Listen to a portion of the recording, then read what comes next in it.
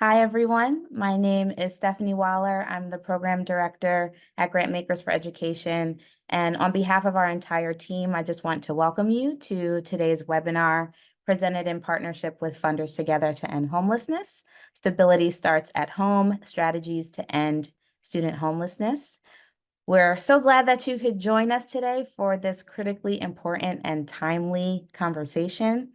Today, we're going to dig into the intersections between housing and education in order to understand housing justice and how that framework really allows us to think more expansively about how youth experience homelessness and how that impacts their learning. We'll also hear about some legal battles being fought on the homelessness front and housing security front, as well as what the state policy picture looks like, as well as some steps that funders can take to advance housing justice, regardless of what type of funding they're doing, and specifically why cross-sectoral collaboration and work is so critical in this moment.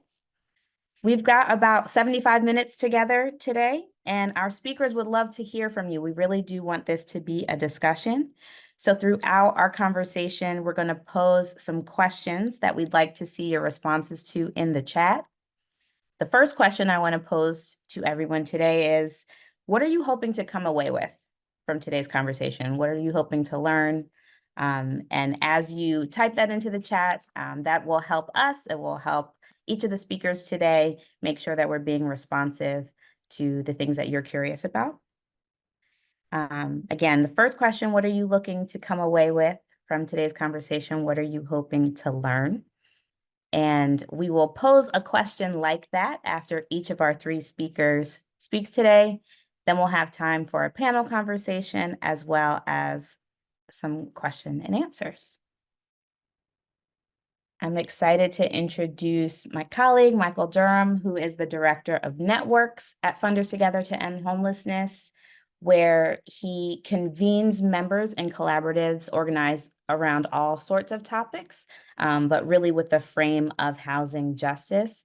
And Michael also comes to Funders Together to End Homelessness from his work with the National Healthcare for the Homeless Council, where he has expertise across a lot of different issue areas, including racial equity organizing. So really excited to turn things over to Michael first to kick us off with housing justice and better understanding the housing justice framework. Michael, take it away. Thanks so much, Stephanie. I am truly delighted to be here. My name is Michael. My pronouns are he, him, his, and I live in Nashville, Tennessee, which is Shawnee, Cherokee, and Yuchi land. So grateful to be here. It's been a real fun time working with our partners at Grantmakers for Education to put this together. So my job really is to set the stage for James and Katie to go deeper. And I really want to focus my remarks on understanding what housing justice is, recognizing that many of you as education funders may not have some baseline knowledge or familiarity with the homelessness sector or movement, as it were. So we want to define some terms and ground us in some of the values that Funders Together cares deeply about and cover some best practices. So if you can go to the next slide. I'd like to start with Funders Together's mission statement because I take it really seriously, and I'm just going to read it verbatim. Funders Together mobilizes our members to use philanthropy's voice, influence, and financial capital to end homelessness by creating and advancing lasting solutions that are grounded in racial and housing justice, driven by love and disruption, and centering people with lived expertise.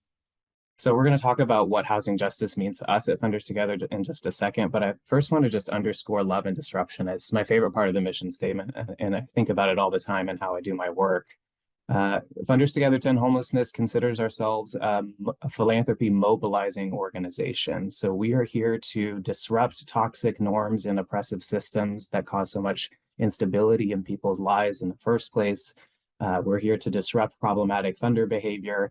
And we believe that all of our efforts for disruption are most effective if we do it from our place of love for humanity, which is what the word philanthropy means indeed. And similarly, I don't think love is love and if we're letting toxic norms go undisrupted. So I really hold these things together and embrace the contradictions. Next slide, please. So, as I was contemplating how education funders enter this conversation, I was really thinking about this in three different pathways. And I want you to consider as we move forward in our conversation today what your potential role is if you don't see yourself having one already, and where you can step in. And really, in my partnership representing Funders Together to End Homelessness with other grant making associations, such as Grantmakers for Education. I don't think of this as us superimposing our issue area onto yours. I think of this as helping to reveal how housing is so central to everyone's well-being and in this case, education. So one potential pathway for education funders to enter this is focusing on supporting students who are already experiencing homelessness to succeed in school. We know that young people who complete high school are less likely to experience homelessness, and the inverse is true. The slide says that youth who don't complete high school are 346% more likely to experience homelessness. So, in a certain sense, your work on school engagement is already stepping into the movement to end homelessness. It's also important to recognize that for young people and really anyone experiencing homelessness, their housing insecurity has deep effects on every other aspect of their well-being. So if you know that students are experiencing homelessness at an increased rate, you also can assume that these folks are more likely to have co-occurring mental health problems, maybe struggling with substance use disorder, healthcare issues in general, more likely to be involved in the criminal legal system, more likely to be food insecure. So it is essential that we support students who are homeless right now to survive and indeed to help stay in school.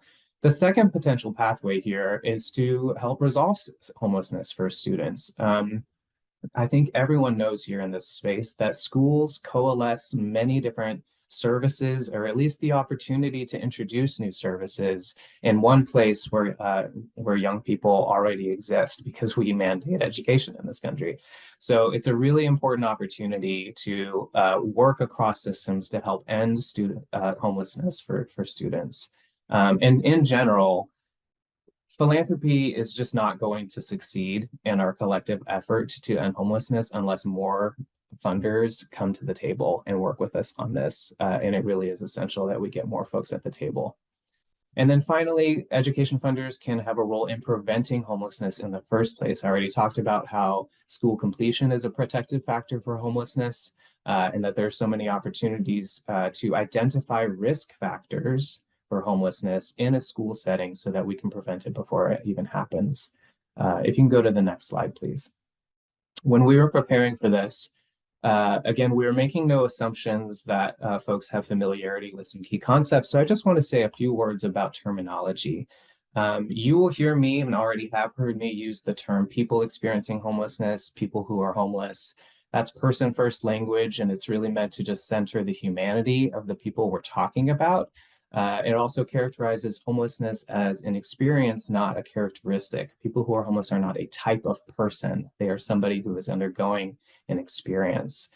You are increasingly hearing the term unhoused, and this seems to be a bit of a regionalism. Certainly, people on the West Coast are using this more frequently.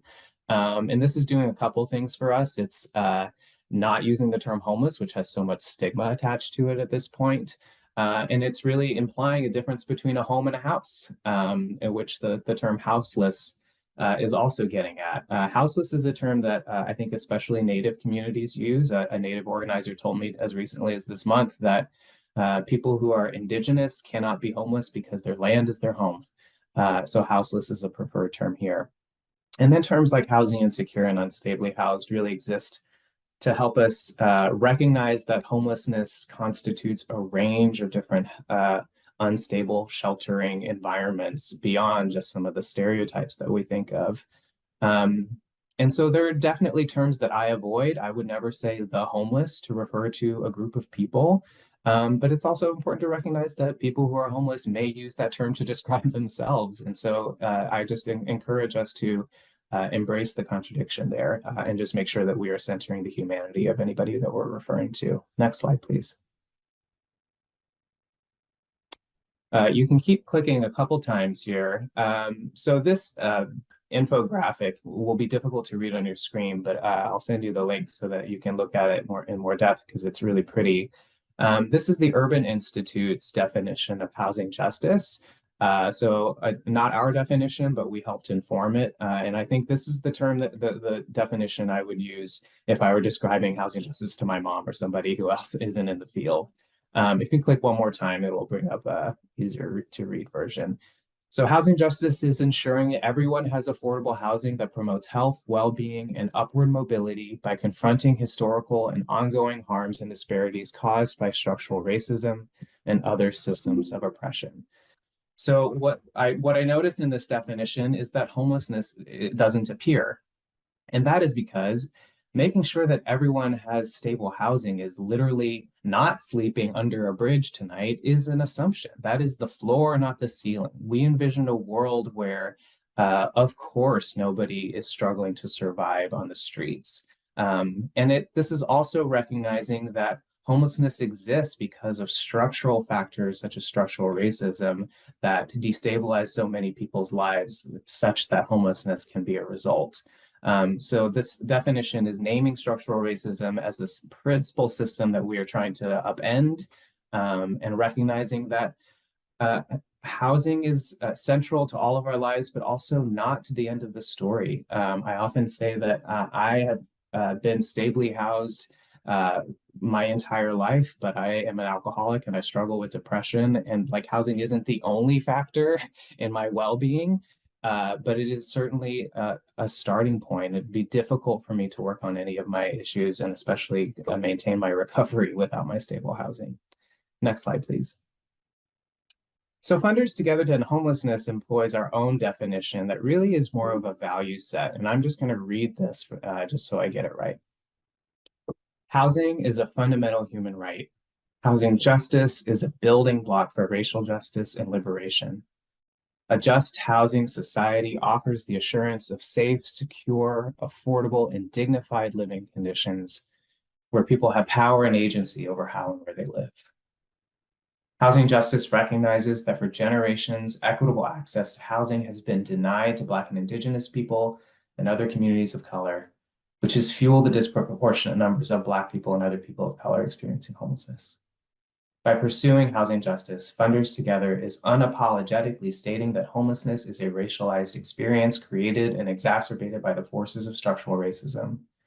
Funders Together advocates for corrective actions such as reparations to address the cumulative disparities and transform systems of accountability to ensure housing for all. If you can click to the next slide. What I've done is isolate the things that were in yellow there as distinct values. And I'm not going to go through all of these for the sake of time, but I encourage us as we move forward in our conversation to think about how do we imbue housing justice values in any systems intervention or practical service that we support across a range of housing situations for young people. So such as power and agency and autonomy. How do we ensure that anything that we are offering to young people and students is done voluntarily and centers their choice, for example? Let's go to the next slide. So my colleagues will be able to flesh out the data that are really important for us to know when we get to them. But I just want to point out as we continue in our conversation, both that there are varying definitions of homelessness and definitions of youth homelessness in particular, and definitions of what youth means. And that varies across different federal agencies. And I've isolated 3 here on the slide. The HUD uses one version, Department of Education uses another definition, and as does Healthcare for the Homeless, which is under the Health and Human Services Agency. So the varying definitions of homelessness really impact people's lives and continuums of care. So the systems on local levels that are meant to support people. But the punchline here is that it is getting worse across the country. You can go to the next slide, please. It is really important when we talk about homelessness, and again, I'm making this point so that we are all on the same page, that we differentiate between structural causes and individual risk factors. So let's just name the most common stereotype. of substance use or addiction.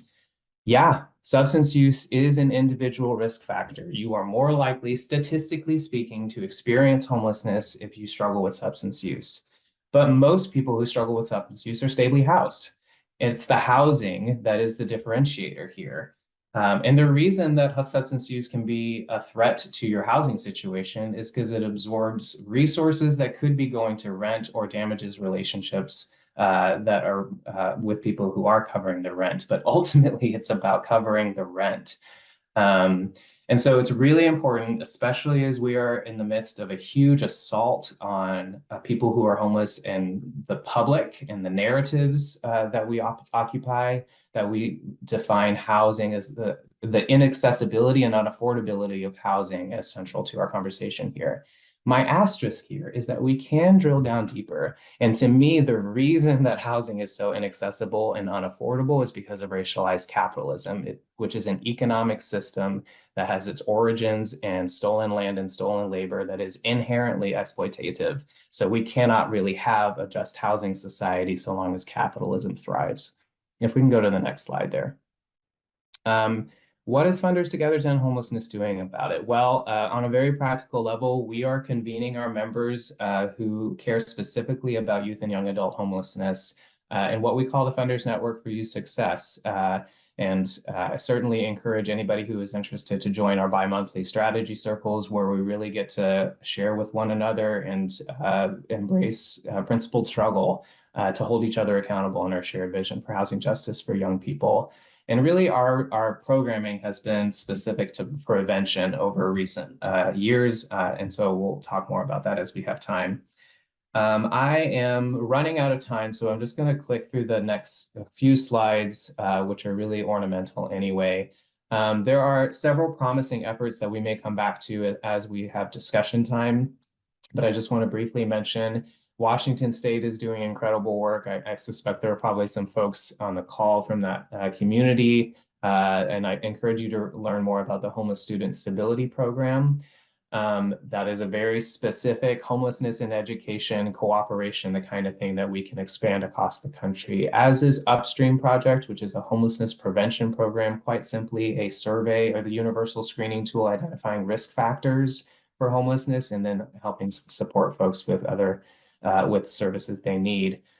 Direct cash transfers are an increasingly popular and really essential intervention to support both prevention of homelessness and helping folks exit homelessness, which is what it sounds like, giving young people money so that they can decide what their priorities are and help to meet their own needs. And then there's a number of resources from Canada that are really profound, and I encourage you to dig into those.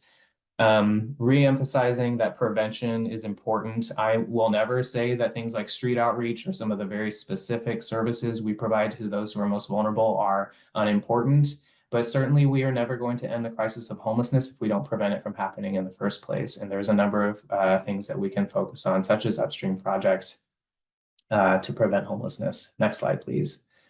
We can build the most robust system for identifying students who are at risk of or experiencing homelessness.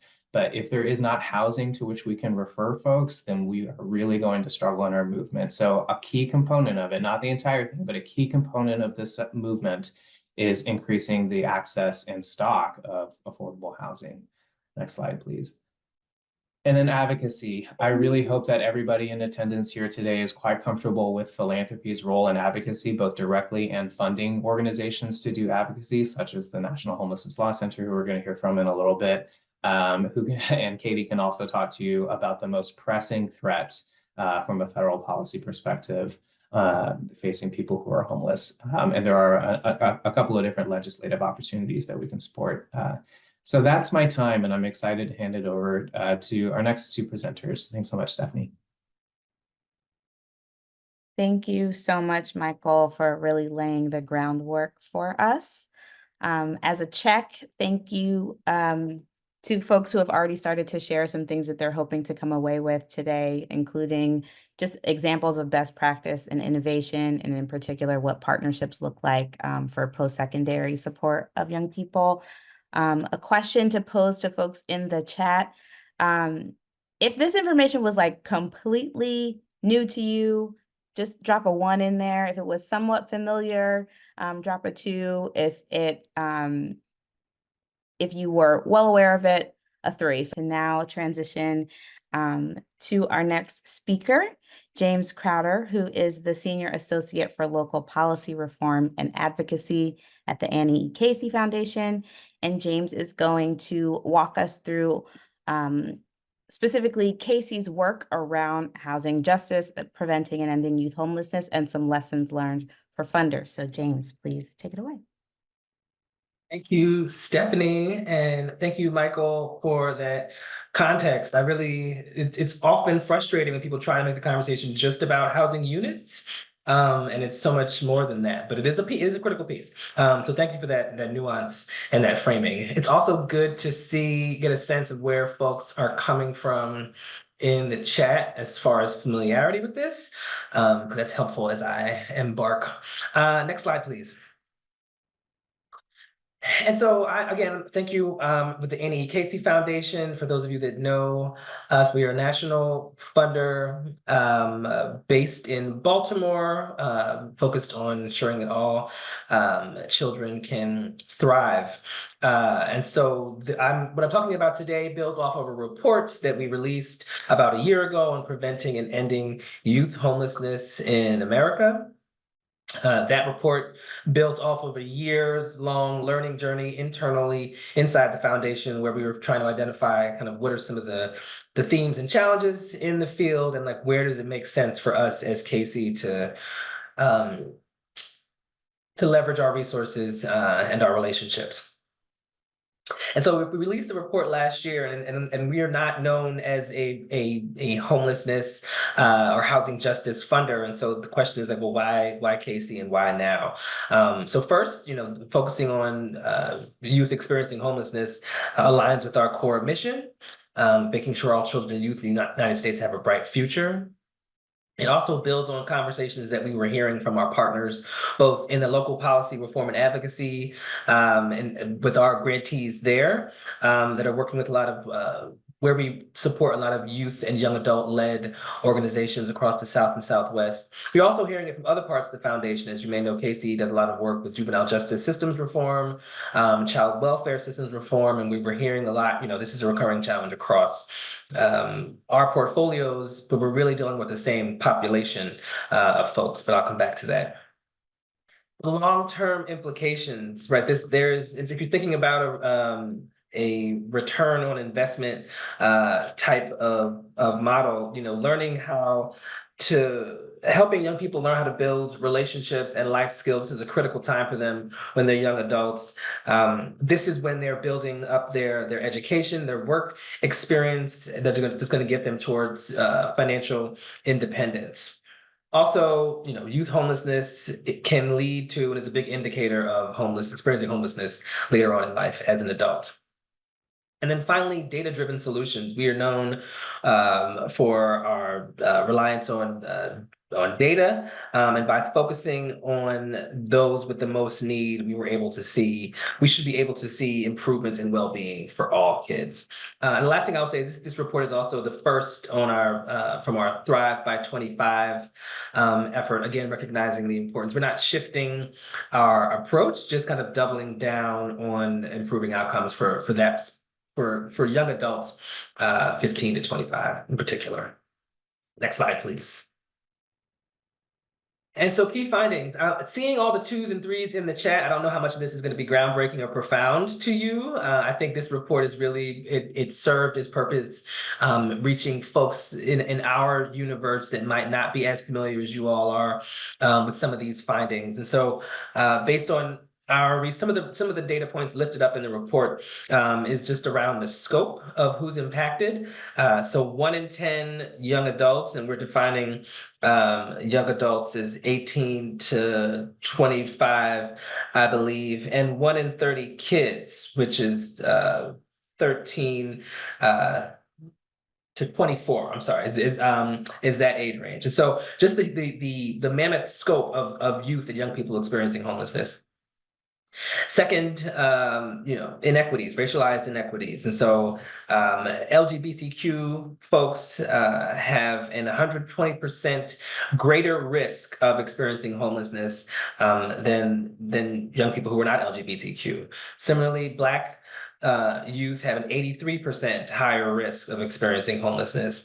And non-white Hispanic youth have a 33% greater risk. And so, the critical role of thinking intersectionally about who's experiencing homelessness and how we can support them is key.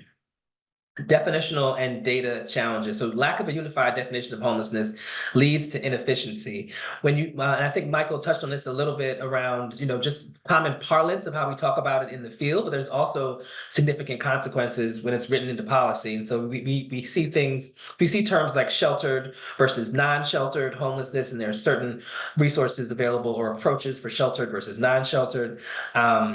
Similarly, as we think about access to data, school data, as we think upstream and think about prevention, school data is useful and really important data piece, but it doesn't capture opportunity youth. And so those who have already dropped out of school and not yet working, but are also highly likely to experience homelessness.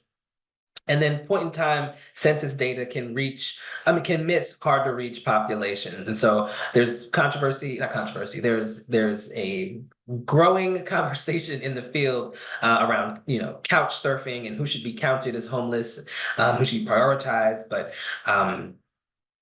that lack of a unified definition and access to data is increasing inefficiency. And what was groundbreaking for me was that what we're talking about today is preventable if policymakers are willing to act. If we think further upstream, we think about things through the lens of housing justice and equity, like Michael laid out, this is a preventable challenge. Next slide, please.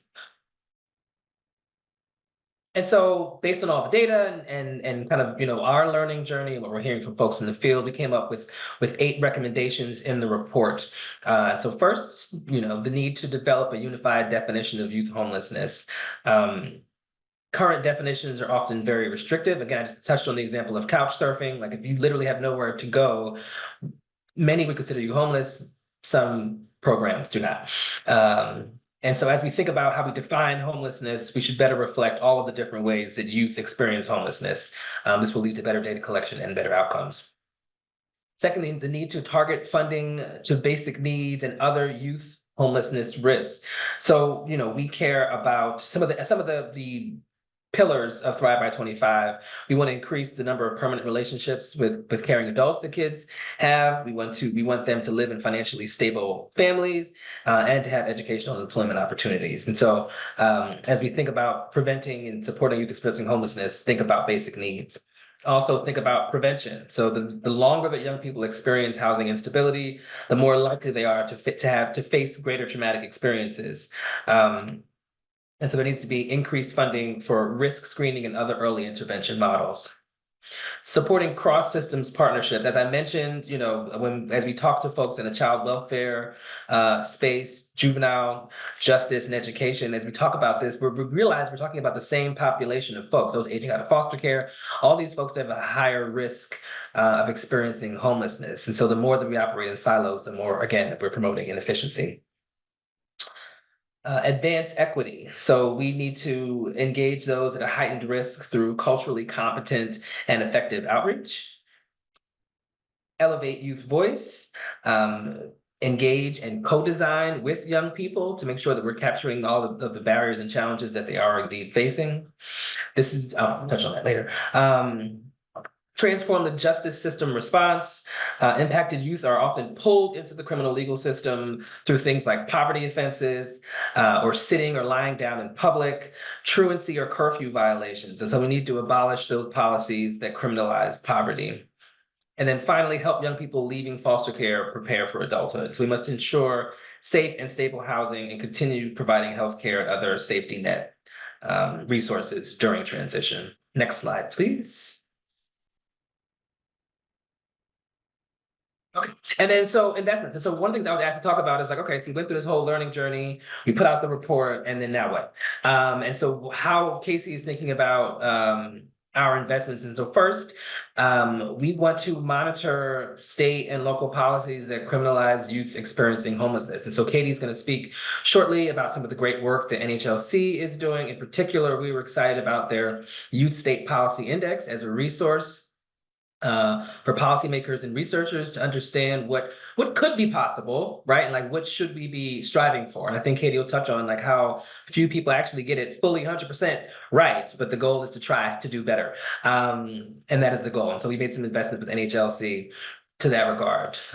Second, we recognize the importance of supporting youth-led policy advocacy. And so we have investments with the National Network for Youth, Point Source Youth, and Away Home America, who have very specific structures of how youth experiencing impacted youth that have experienced homelessness, how they are engaged, how they help or drive decision making. And so they're very specific models of the way that their voice is elevated in these organizations. And then finally, to collaborate with our place-based efforts, particularly in our civic sites. So Casey is based in Baltimore. We also have a civic site in Atlanta and a growing presence in Albuquerque, New Mexico. And so here in Baltimore, we have investments for the Homeless Persons Representation Project. Again, just to make sure that we are, even though we are a national funder, we are not shirking our responsibilities in our own backyard to supporting those facing homelessness. And I think that's it for me. And I think I was not late or over time. I will pass it back to Stephanie. Thank you. Thank you so much, James. We're going to keep digging further, and we're excited to bring on Katie Meyer Scott next, who is the Youth Homelessness Program Director at the National Homeless Law Center. Also going to ask that as Katie prepares to come, that you share in the chat like a word or a phrase just based on what's resonating from you after hearing from both Michael and James. It's helpful for us to get a sense of what's top of mind for folks as we continue the conversation. But Katie, please take it away. Excellent. Thanks so much. I'm really glad to be here in this conversation. And I think based on people's knowledge levels in the chat, hopefully we can go to some more deeper issues in this part of the conversation. So, you know, first of all, I'll just say that what we have to do, unfortunately, first is sort of get out of the way this major Supreme Court case that is happening in regards to homelessness. And I know, just like many years working in nonprofits, it's like feels so frustrating to always be on the defensive, like having to respond to like what fresh terror is happening that we all need to mobilize and respond to, rather than getting to be on like the offensive and think about how we truly can make housing a human right in this country. So we're going to get to that, the offensive stuff soon. But first, I just want to draw your attention to Johnson v. Grants Pass. If you haven't heard about this case, we can actually go to the next slide. The too long didn't read is basically about whether or not cities can punish unhoused people for covering themselves with a blanket, even in the absence of shelter. There is a precedent in the Ninth Circuit, which is over by me here on the West Coast. I'm in Seattle, where essentially that says that you cannot criminalize folks if there is no place for them to go. You cannot give them a ticket for sheltering outside or a fine or put people in jail if there is not an adequate shelter for them. This case actually goes even further because it defines camping essentially as using a blanket or anything to shelter and cover yourself. We're not even talking about a tent in a street or in a city park. We're talking about literally a blanket. And so the Supreme Court is going to take up this case. There's oral arguments on Monday. I'm going to go to the next slide here just to give a little bit of background on the case. So essentially, there are no shelters in Grants Pass, Oregon. And so by definition, under the Martin v. Boise precedent, Grants Pass should not be able to ticket, fine, or put people in jail for sheltering outside. And there are, in fact, 600 people that were counted in the last point in time count as being homeless in Grants Pass. That might not be all unsheltered all at any given time, but that was the latest count. Obviously, like many places in the country, they are thousands of units short on affordable housing. And as they were considering this ordinance that would allow them to ticket, fine, and jail people for using a blanket, the counselor said the quiet part out loud. The point is to make people uncomfortable enough in our city so that they'll want to leave our city. So if we go to the next slide, you know, we can go, you know, basically hopefully agree that it is wrong to punish people for lack of shelter. But the reality is, and what cities are facing and dealing with right now, is the issue of the fact that criminalization just doesn't actually work. It's not going to accomplish what cities are hoping that it's going to accomplish. There's this recent study that came out where they looked at all of these policies, which have been increasing, you know, rapidly over the last 5 or 6 years, along with the increase of unsheltered homelessness. But that unsheltered homelessness does not change after or as a result of the adoption of criminalization policies. On average, there's actually an increase in unsheltered homelessness in the places that are attempting to criminalize sheltering outside. So we can go to the next slide. So I want to bring it around to the impact on youth. Apologies, I'm like always as a lawyer, like too wordy on slides. You can tell the previous slides were made by our comms people. This is my slide, but I wanted all of you who work with youth to have this language. The youth amicus brief for this case was actually incredible. It's signed by 223 organizations and youth and young adults themselves who have been homeless, who are currently homeless, a wide variety of experts and academics, and really drawing the connection about why these criminalization policies are particularly harmful to youth. And one thing that I wanted to just point out, really this first paragraph, which is, once youth are unhoused, they face unique obstacles in obtaining suitable shelter. There's insufficient shelter beds for young people, there's age restrictions on shelter services, and young people are more vulnerable to risks of violence.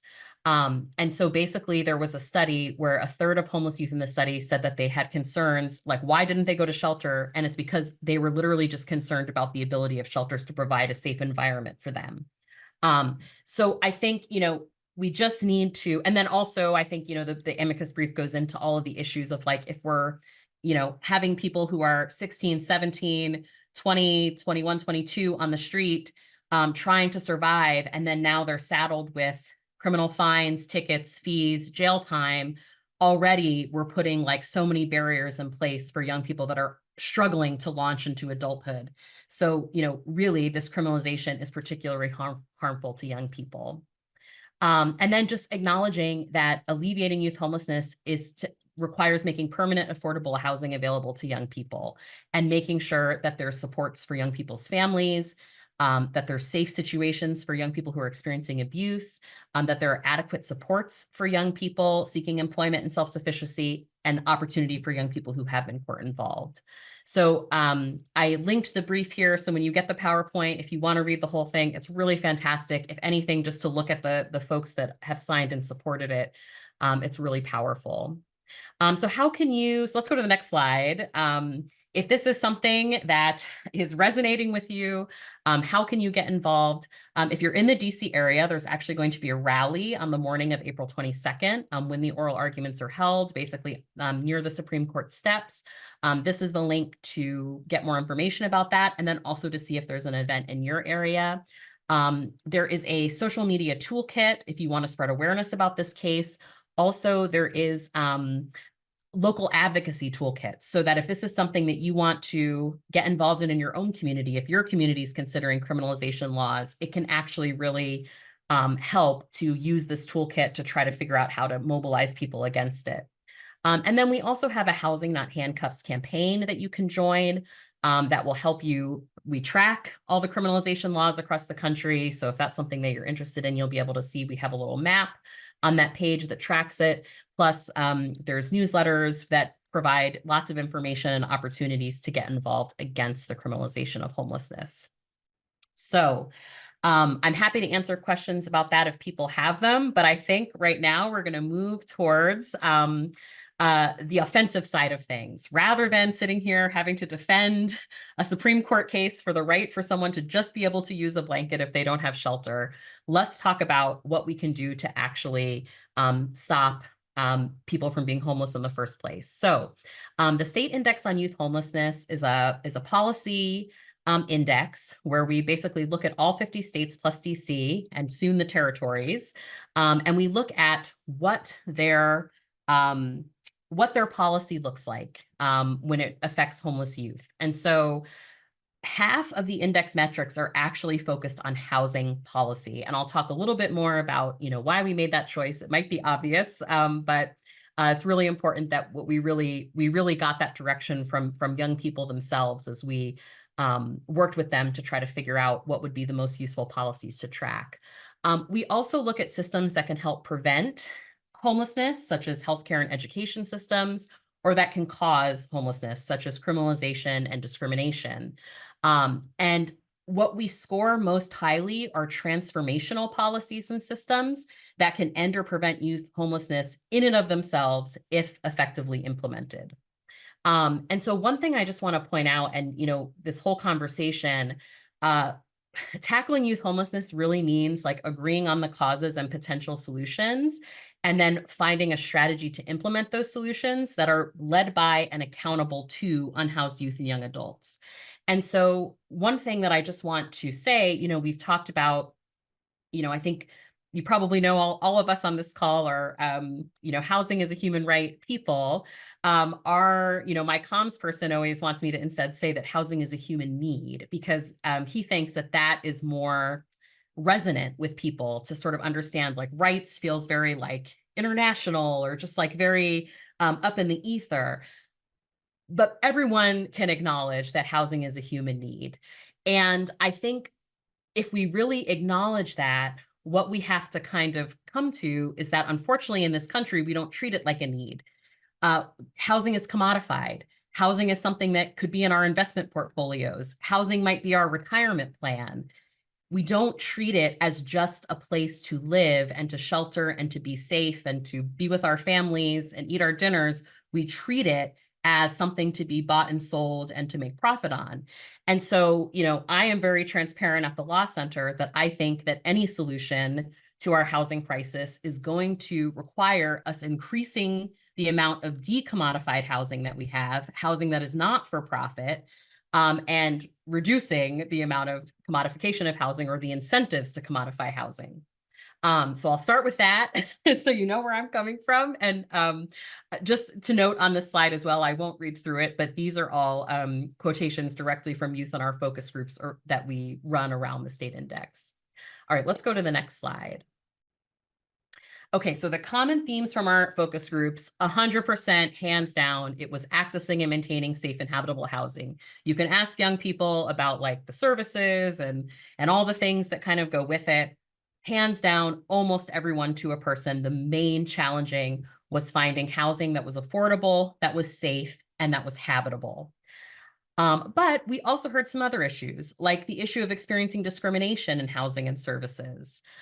We also heard about the detrimental effect on homelessness and poverty on mental health, and the lack of mental health services and the lack of mental health services that are sort of connected with housing for young people.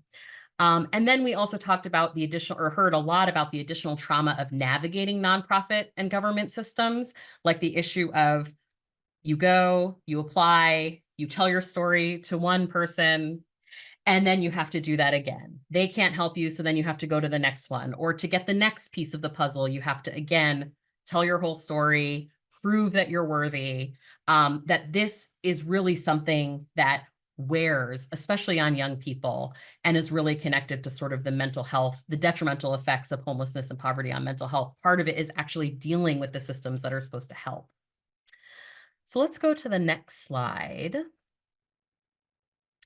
I'm just going to say this briefly before we look at the state index itself, just to kind of understand like how we scored things when you look at what the different scores states have. So transformative policy is something that like we're saying, if this policy was in place, like if we had an enforceable right to housing, that if effectively implemented in and of itself would end homelessness. That's a transformative kind of policy. But we also look at a lot of transformative edge type policies. And I will just say, so to give credit where credit's due, we kind of followed along Away Home America's scheme for their New Deal to end youth homelessness. We thought it would be good if we sort of coordinated with their framework, and they use this framework as well, which I believe is actually a framework that organizers and activists have used for a long time. So anyway, the transformative edge type policies, those are policies where we're starting to chip away at those systems that cause youth homelessness. So we're chipping away at criminalization of homelessness. We're chipping away at like a welfare type system where people have to go and be, prove that they deserve a particular benefit rather than like just maybe the state saying to someone, hey, what do you need? Rather than like, do you qualify for this service? So like chipping away at like a welfare system, chipping away at discrimination, especially against like LGBTQ youth right now. Like if we're figuring out how to create policies that do not rely on those systems, that would be a transformative edge policy. But of course, like as we're doing this work, we'll also end up with policies that fall in like the reform and harm reduction bucket. And those can be really important. It can especially be really important sort of in the meantime while we're trying to, build power to get these transformative and transformative edge policies. Reformist policies would be ones where we improve the child welfare system rather than we overhaul it. Harm reduction might be like, we make it so that young people can expunge their juvenile records rather than, eliminating the criminalization of young people. So those are sort of examples there. And then finally, unfortunately, we also have to score harmful and violent policies. There is a just wave of policies that, directly discriminate against trans and non-binary youth right now. And so, for some of those policies, that's just going to be a negative score. All right, let's move on to the next slide. So I am going to have, we'll stop sharing the PowerPoint. I'm going to share my screen to kind of walk you through the State Index website because it's a resource that I hope you'll find useful. And I should say that we're always looking for feedback on how to make this more useful. But let me start and just to be able to navigate around, just know I can't really see the chat or anything. So if you have questions, please feel free to put them in, but I won't be able to answer them sort of as we go. All right, so I think, the main thing to kind of start with is our overall youth homelessness policy score. We essentially have like states at this point could get a high score of 94.5, all the way down to like the absolute lowest score a state could have would be negative 24.5. And these numbers might seem kind of funky, but it's because the state index is a living, breathing thing. And we are adding new metrics so that the top and the bottom score may change as we go. But this will be updated in real time. But essentially, as you can see here, I mean, where everyone gets essentially a failing score. And that makes sense because one thing that's really important to us for the state index is that it reflects actual numbers on the ground. We don't want to be giving, a state a score of like 90 when they might have one of the highest rates of youth homelessness in the country, right? So we want to make sure that the state index scores are reflective of reality. Now, one thing you might note, so like California, for instance, has a really high rate of youth homelessness. However, they also are seeing the highest rates of improvement in youth homelessness, reduction in youth homelessness over time. And so for us, hopefully our experiment is that, the policies that California is implementing that at least gets them to a 45 out of 94.5, that those policies are promising in reducing youth homelessness. So just because of limited time, I won't spend too much on sort of the overall, but I wanted to kind of show you how you can use this to look up different types of policies that affect youth homelessness. So we have our category drop down here. One thing about a right to housing is it has several elements. One of those elements is security of tenure, meaning like you're not going to be like forced out of your house without due process, without any resources, without being rehoused. And so, for instance, like the index tracks things in relation to maintaining housing. And like one of the things it tracks is whether or not, you might have a right to counsel if you have an eviction hearing. When we think about like what might be a transformative metric in this space, we would actually think about whether or not you might be entitled to a right to counsel, not when the eviction is already filed, but to deal with issues that you might be having with your landlord. Can we have a counsel, involved a little bit earlier? And then we look at things like rent control, whether people can be evicted for any reason at all, or whether it can be restricted to just good cause.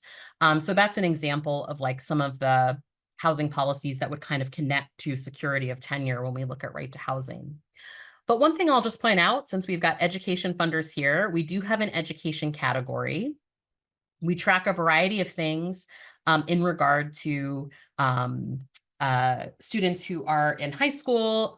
We track some things in regard to post-secondary efforts to work with unhoused students. One thing that I would just mention, like in the more transformative side of things on the education metrics, is appropriations for schools to directly prevent homelessness. As you can see from our map here, this is not widely done. Essentially, this is like states where, and we haven't updated it yet for this like legislative session that's currently ongoing. So we may hopefully get some more states into the blue here, but essentially this is where a state would have its own line item to provide money directly to schools to provide direct financial or housing assistance to students at risk of homelessness. And of course, that could also, mean their families as well. So I think that, what this makes me think of when we're thinking about like the strategy, something that Washington always says is like, yes to yes. So essentially, if a young person is coming to you and says like, I need help and I need this type of help, ideally, all of us who are in, a service capacity would be able to say yes right away, not, okay, but there's a waiting list, or okay, but you need to go to this other agency. Ideally, we would be able to just say yes and have our system set up to say yes. And schools are obviously such a huge part of that. That's where young people are almost every day. So I think I just wanted to kind of point that out, especially to sort of bring back around to the conversation earlier about homelessness being a systems issue versus like the individual risk factors.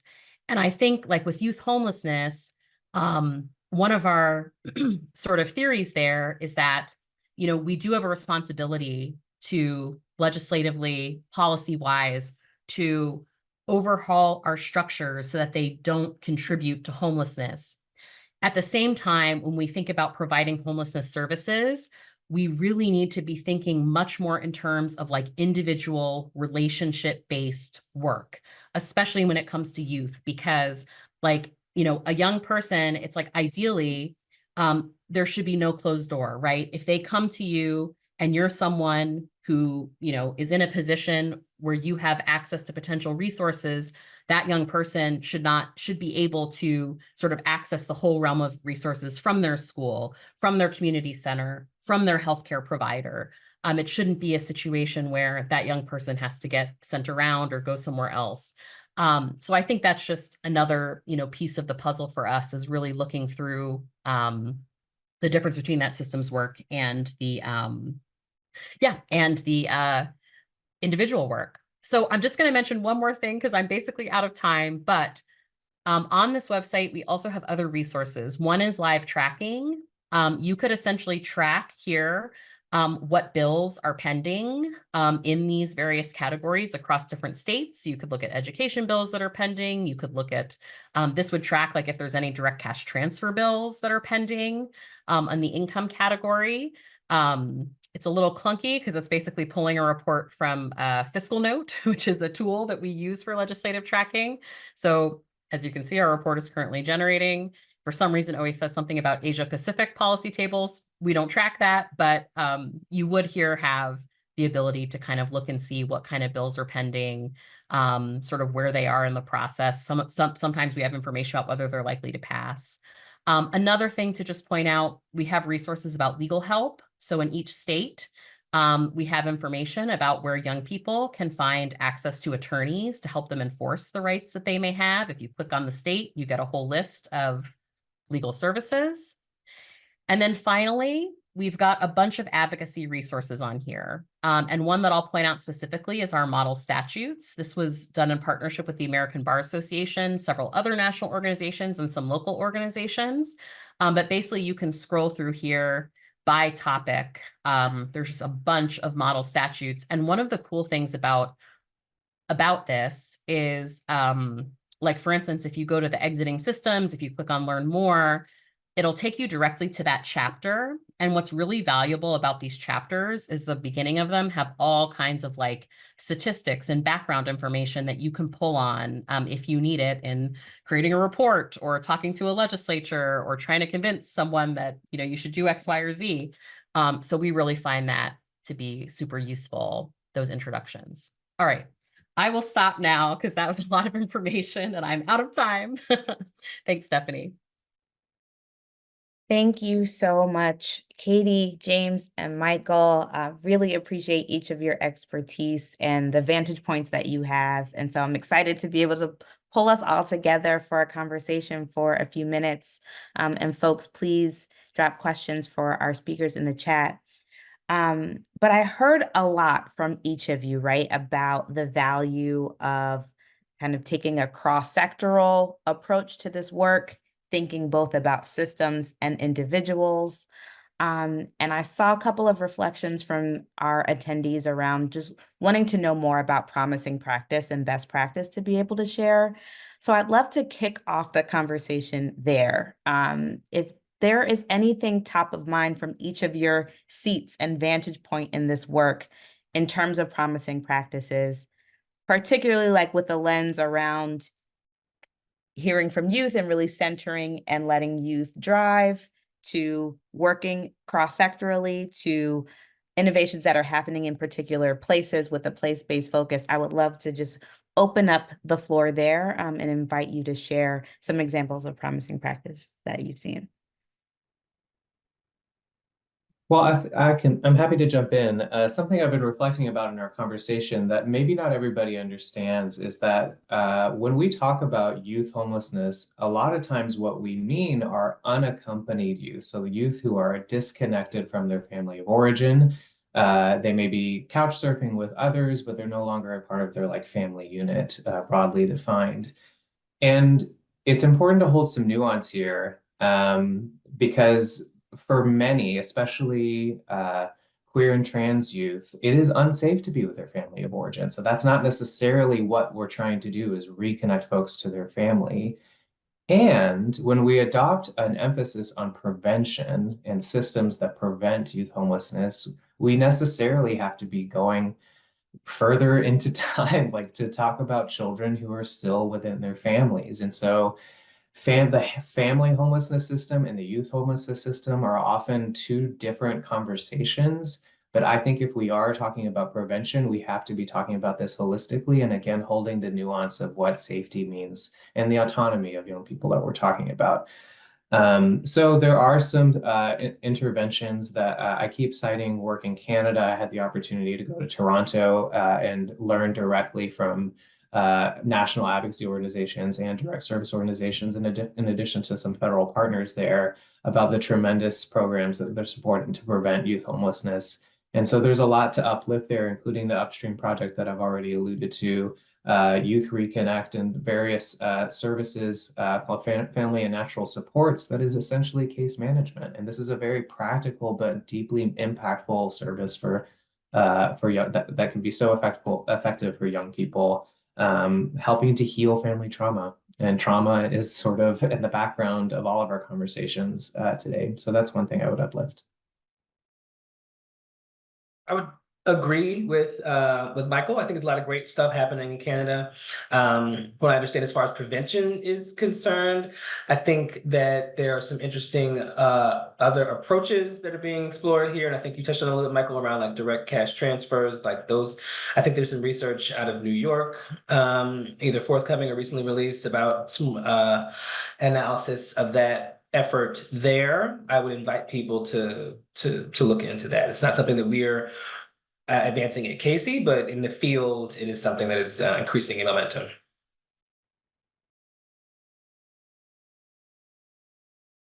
The only other thing I would say is that I think the states where we're seeing real movement on youth homelessness numbers are states that have prioritized it at a state level, whether that's having an office of youth homelessness, whether that's having a strategic plan that sort of, brings in lots of different stakeholders. Also states that are really like careful about counting and identifying the scope of the problem. I think that all of those are strategies for figuring out, how we can do this in a cross systems way. Thank you so much. Katie, I'm gonna go to you. I'm completely off script, y'all, but I appreciate the questions that have come in the chat. I'm gonna go to you just for a follow-up on kind of that transformative policy piece, on the education side and on the post-secondary education side. So when I was clicking through the index, I saw the mention of tuition and fee exemptions for unhoused students for post-secondary. Can you elaborate on that a little bit? Yeah, I mean, the cost of education is high, so I don't want to discount that, but to me this feels like such a low-hanging fruit sort of thing. Like, if we can help connect unhoused young people who want to move forward with higher education, like we 100% should be doing that. I think that one thing that needs to happen though is a lot of thought around the wraparound sort of services that are in place for unhoused young people accessing higher education. So we might have a tuition waiver, but what about housing on breaks, right? Like, let's make sure that young people aren't living in their car during breaks. Let's, make sure that there's actually maybe a McKinney-Vento type liaison for post-secondary students, right, at those colleges. So I think that it's just something that, if a state can prioritize it and figure it out in their budget, like that to me is just a no-brainer as far as where to invest your resources. For sure. Thank you so much.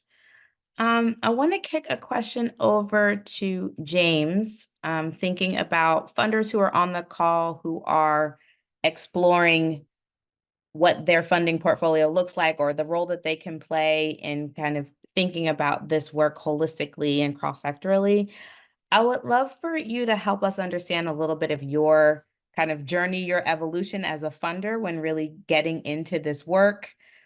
Can you walk us through like the kind of some of the tensions you were navigating, whether it was around building your own knowledge base, kind of understanding who players were in the space to figure out how to navigate, or any other kind of considerations for funders?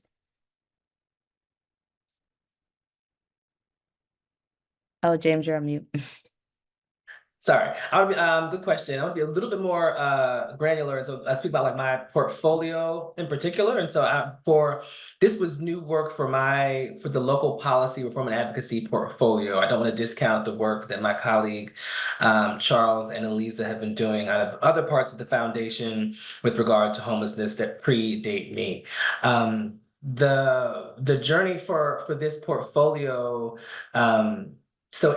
Just listening to young people, right? So this particular local policy portfolio centers a lot of youth-led or youth-centered organizations led by people of color, focused on youth of color, and in just our effort to engage with our grantees and to understand what they're facing, we heard some recurring themes, and the more that we learned, the more that we heard around homelessness, or it might play out, I think, to Michael's point, we might hear things about challenges with evictions or, housing instability, but the underlying issue is really, dealt with the policies and systems that were pushing young people to experience homelessness. So it's like listening to your grantees and your partners in the field was first. Second is like identifying like what is the right lane for us. There are some things that we do well and others that we don't. There's some funders that come in and drop a big, 7-figure check and walk away and never see you again. And there are others that give you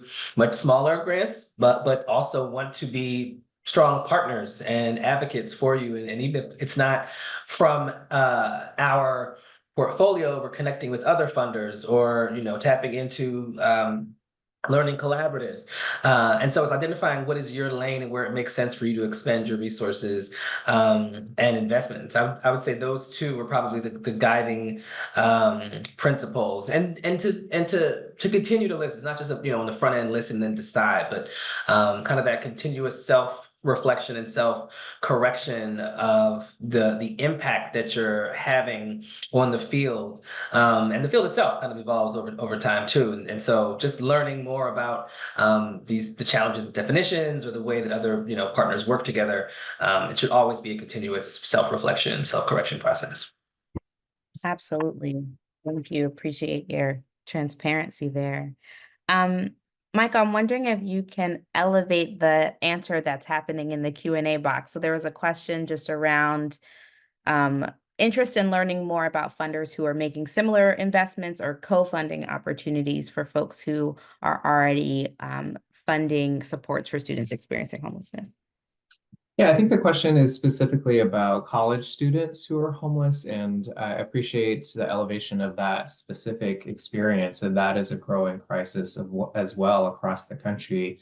I see that my colleague Amy Denhart from San Diego is on the call, and I know that Funders Together San Diego has been investing in supportive housing specifically for college students. This is a welcome and needed service. And if I can bridge this to something else I want to communicate to everybody is my hope that what we are doing here is providing like a buffet of options for education funders to step into this movement that is consistent with their own priorities. We certainly want to encourage folks to think boldly wherever their priorities are, but there are opportunities for you to plug in across a range of opportunities, right?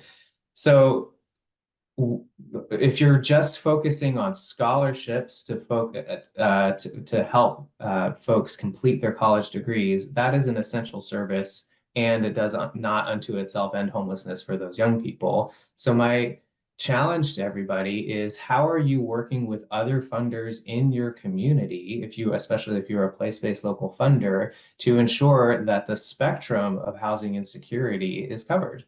That you are conscious of the gaps and you're not duplicating efforts. And this is one of the reasons that Funders Together to End Homelessness has local chapters that we call funder networks or funder collaboratives, that we are encouraging folks to suspend their institutional egos and engage in deep, accountable relationships with other funders in their community, so that these different services are taking place within a range of strategies. For sure. For education funders, I want to reiterate that point. Like, there is a place for you to plug in, no matter kind of what age group you are funding, no matter whether you're supporting tools and supports in classrooms, outside of classrooms, just thinking about the holistic experience of young people. They don't experience their lives in silos. They are young people who are experiencing the world around them while also trying to learn. And so there are many different intersections around thinking about housing justice, thinking about learning outcomes, and how young people experience the various systems that play into that, and specifically oppressive systems that intersect with those experiences. So appreciate you emphasizing that point. For funders who are thinking about kind of the time horizon for change and wanting to invest in systems change and recognizing that that takes time, I would love to ask you, James, maybe to start on, what is a realistic kind of time horizon that people should be thinking about who are just starting this work? And what are some indicators of change kind of incrementally that you saw to kind of encourage people to stay the course? Because, sometimes we can want to see something very quickly and like want outcomes in a particular way, but I'd love for you to walk us through kind of expanding our minds on that question of change and time and what it takes. All the simple questions, right? All the simple questions. I definitely, I personally am oddly, not oddly, but like passionately against like the notion of like a 3-year time horizon. I feel like that's too often in philanthropy. We're like, oh, we're going to solve poverty in 3 years, and that's not really realistic. I feel like we should be thinking of anything, 5-year minimum, kind of, because it's a disservice to folks in the field to just come in, swoop in, and leave. Like it's not it's not helpful to the field. That's number one. I think number two, just as a student or someone that is fond of data, there's always that lag time of when something is put into place versus like when you finally start to see the outcomes that you want. And so I definitely, Michael, please, and Katie, please check me or push back. But I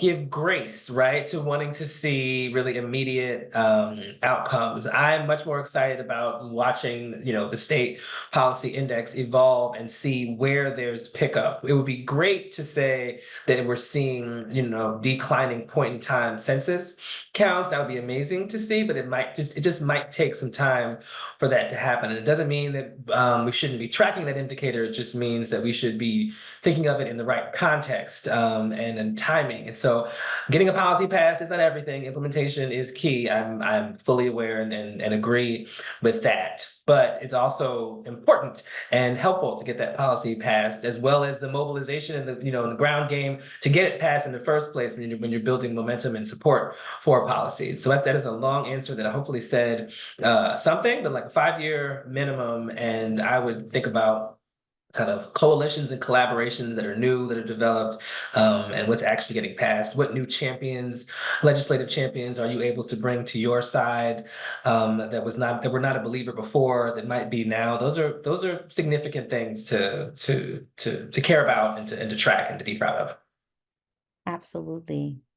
Thank you all so much. I can't believe that we are already at time. There's been really a lot of insight and expertise shared, and hopefully some takeaways for folks on the call who are looking to better understand what this work looks like in practice, some best practices, some tools. I think the state index is a phenomenal one to be able to use as a resource with yourself or with your networks.